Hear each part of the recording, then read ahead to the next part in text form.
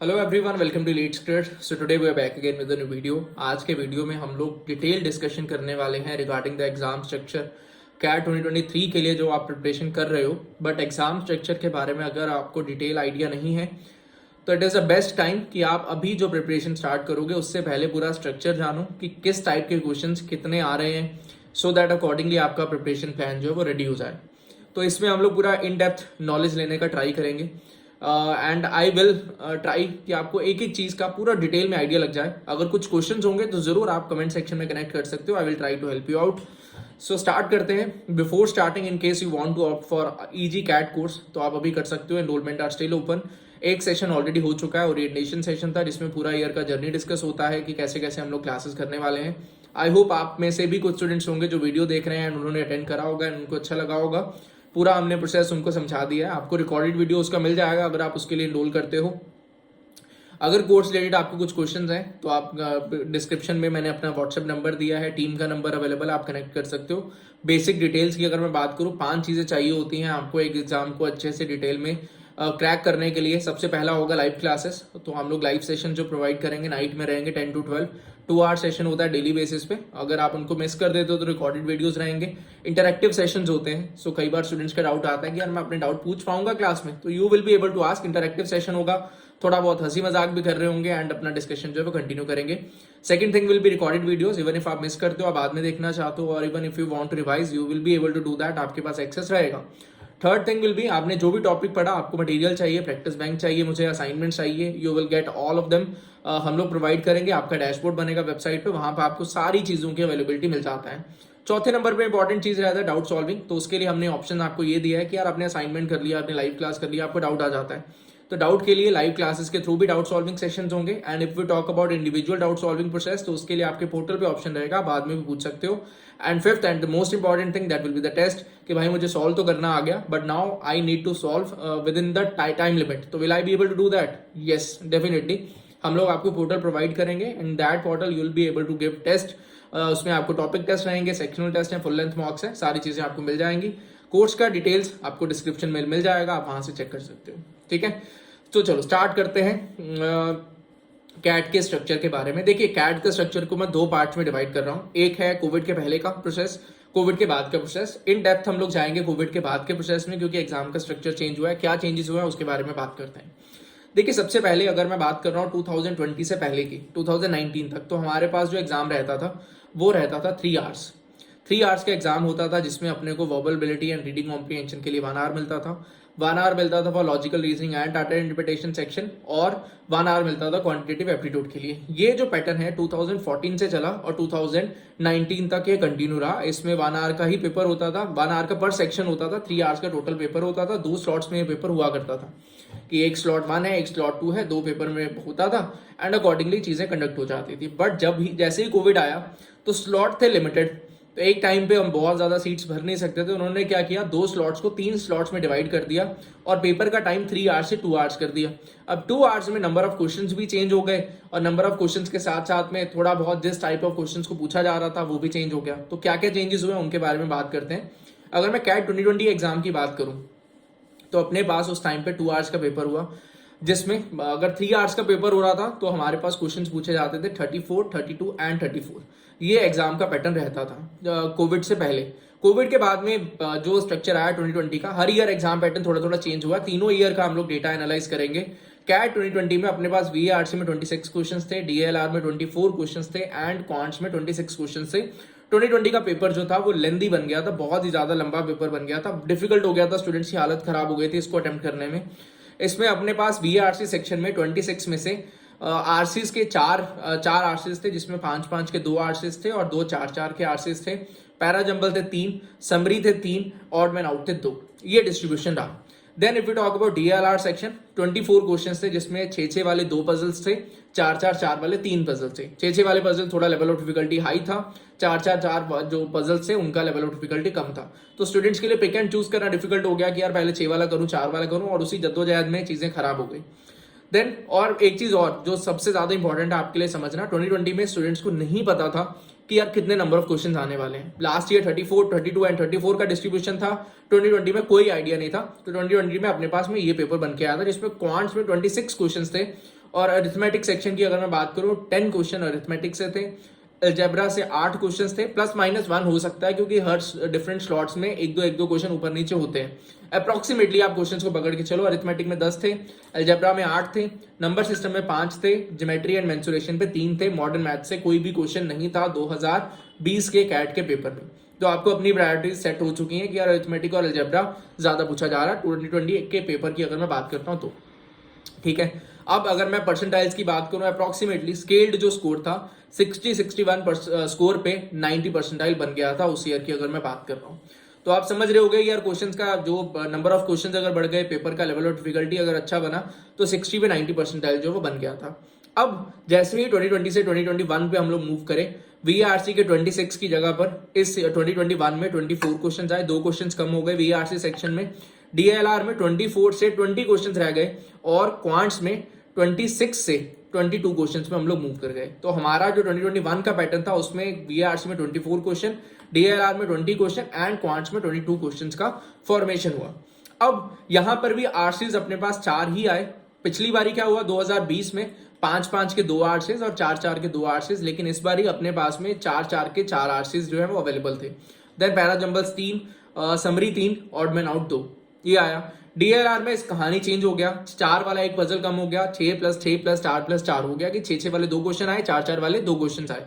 अब इस बार भी 2021 में भी स्टूडेंट्स को नहीं पता था नंबर ऑफ क्वेश्चंस कितने आने वाले हैं, उसी जगह पर जाकर पता चल रहा है कि डीएलआर में अब जो 4 ही सेट्स रह गए हैं, जिसमें 6-6 के 2 सेट्स हैं और 4-4 के 2 सेट्स हैं। 6-6 वालों का लेवल ऑफ डिफिकल्टी ज्यादा था, 4-4 वालों का लेवल ऑफ डिफिकल्टी जो था वो थोड़ा कम था एज कम्पेयर टू 6-6 वाले सेट्स के। ठीक है, अब मैं अगर क्वांट सेक्शन की बात करूं, फिर से अगर डिस्ट्रीब्यूशन की बात करी जाए, अरिथमेटिक के पिछले साल 10 क्वेश्चन आए 2020 में, इस ईयर 2021 में 11 क्वेश्चन आए, 1 क्वेश्चन बढ़ गया। अलजेब्रा में 5 क्वेश्चन आए, 8 क्वेश्चन थे पिछली बारी, इस बार 5 क्वेश्चन आए। नंबर सिस्टम से 2 क्वेश्चन आए, मॉडर्न मैथ से 1 क्वेश्चन आया। Similarly geometry and mensuration stable रहा, 3 क्वेश्चन पहले आए थे, 3 क्वेश्चन 2021 में भी आए। तो अभी भी आपको नजर आ रहा है arithmetic and algebra was the priority in 2021 paper as well. अब इस पेपर की अगर मैं बात करूं, अप्रोक्सीमेटली 60-65 के आसपास 90 परसेंटाइल का जो स्कोर है वो अचीव हो गया था। नाउ कहानी घूमती है 2022 के पेपर पे।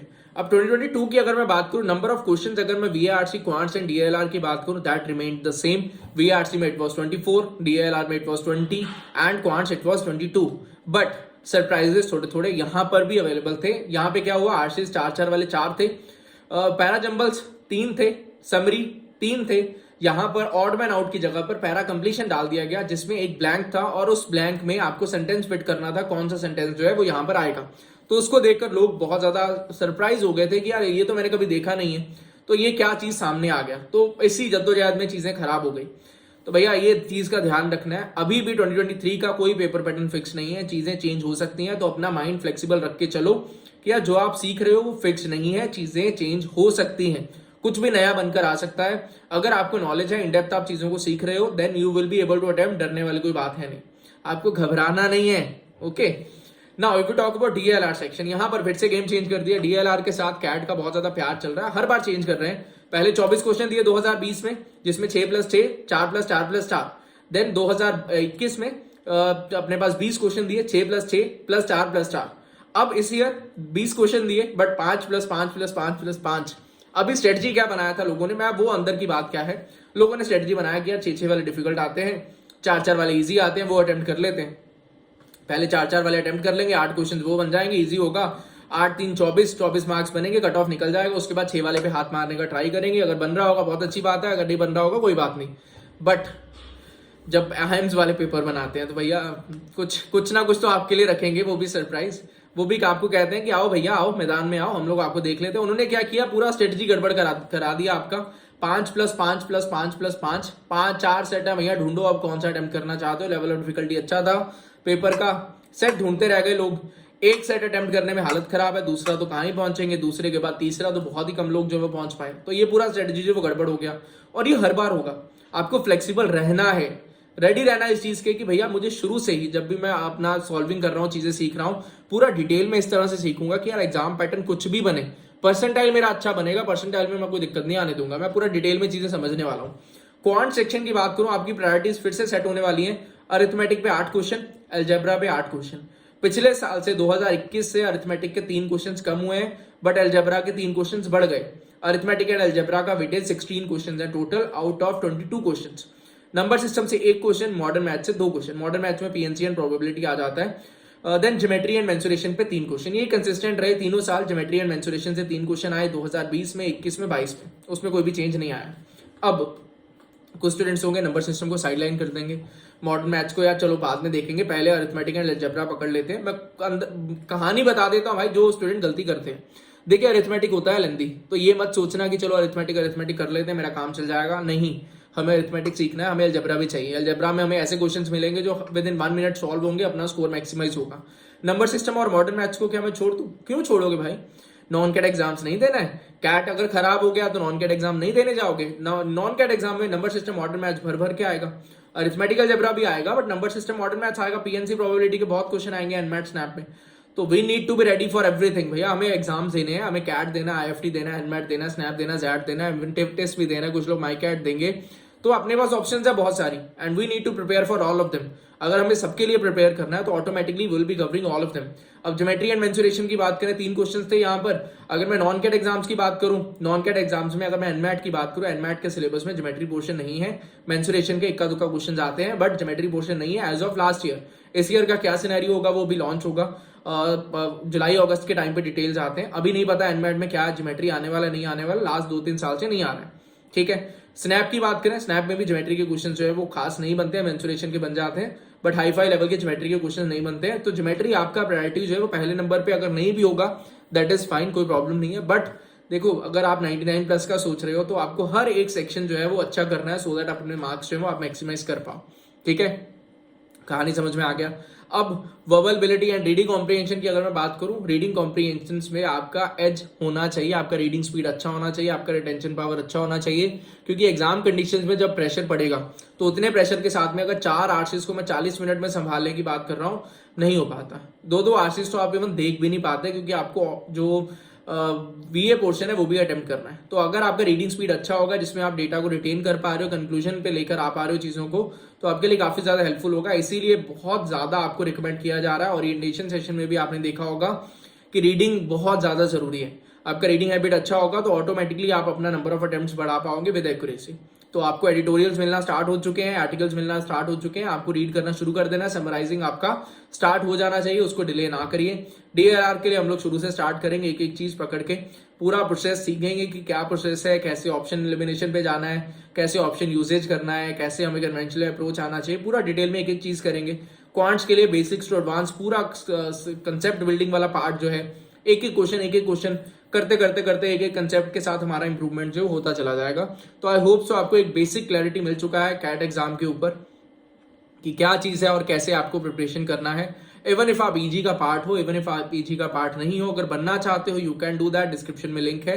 अगर ईजी का पार्ट नहीं हो, कहीं और पे भी आप एनरोलमेंट ले चुके हो, आपको अच्छे से प्रिपरेशन करना है भाई। आपने एनरोलमेंट ले लिया कहीं पर, उन पे ट्रस्ट करिए कि वो अच्छा कराएंगे आपको, और उस प्रोसेस को लेकर आगे बढ़ो। आपके एफर्ट्स ही आपको रिजल्ट देंगे। आपको गाइडेंस जरूर मिलेगा कोचिंग के एंड से, बट आप ही के एफर्ट्स हैं जो आपकी नैया जो वो पार कराएंगे।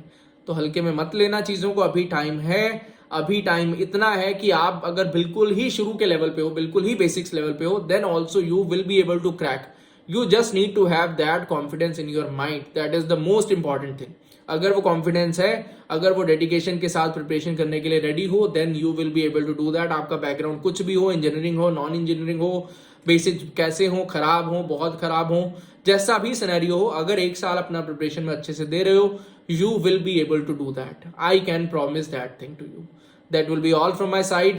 Thank you and happy learning. All the best for your preparations. पूरा अच्छे से मन से लग जाओ और इस एग्जाम को फोड़ दो. That will be all. Bye bye.